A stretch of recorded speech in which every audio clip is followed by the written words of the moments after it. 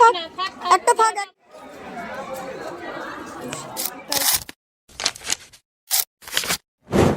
তো চলো ব্লগটা শুরু করা যাক। গত শনিবারই বাড়ির সবাই হঠাৎ করেই ঠিক করে যে মায়ের কাছে যাওয়া হবে। সামনে 3টে বছরে আমরা যতবারই প্ল্যানিং করেছি আমাদের একটাবারও যাওয়া হয়নি। তাই এইবারে একেবারে আমরা স্থির করে নিই যে গরম পড়ুক, রোদ হোক, বৃষ্টি হোক, যাই হয়ে যাক আমরা যাবই। তাই যেমন ভাবা তেমন কাজ। সকাল সকাল ঘুম থেকে উঠে আমি সবার জন্য টিফিন বানিয়ে নিয়েছিলাম। এরপর তাড়াতাড়ি রেডি হয়ে চলে গিয়েছিলাম বাস স্ট্যান্ডে। সেখানে পৌঁছে কিছুক্ষণ ওয়েট করার সাথে সাথেই চলে এলো বাস। তারপরে বাসে চেপে সোজা চলে গেলাম স্টেশনে।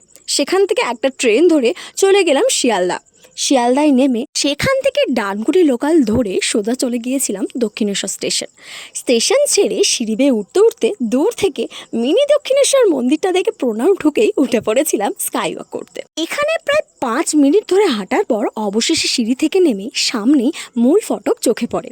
তারপর সেখান থেকে প্রবেশ করতেই একটা অন্যরকম শান্তি অনুভব করছিলাম। এরপর আর একদমই সময় নষ্ট না করে ব্যাগ, জুতো সমস্ত কিছু জমা দিয়ে খালি পায়ে হেঁটে হেঁটে গঙ্গার ঘাটে পা ধুতে গিয়েছিলাম। আর সেখানে পৌঁছাতেই দূর থেকে হাওড়া ব্রিজটাও চোখে পড়ে। তারপর মন্দিরের ভেতর প্রবেশ করে প্রায় ঘন্টাখানেকের মধ্যে পুজো দেওয়া শেষ করেই আমরা সবাই আবারও বাইরে চলে আসি।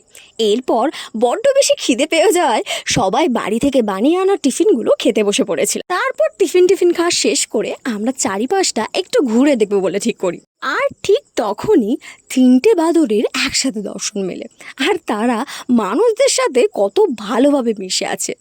একজন তো হাত থেকেই খাবার তুলে খাচ্ছে, কেউ আবার কারোর পুজোর প্রসাদ থেকে কেড়ে নিয়ে ফুল, সন্দেশ সমস্ত কিছু খেয়ে সাবার করে দিচ্ছে, আর শুধু রেখে দিচ্ছে একটা মাত্র সন্দেশ।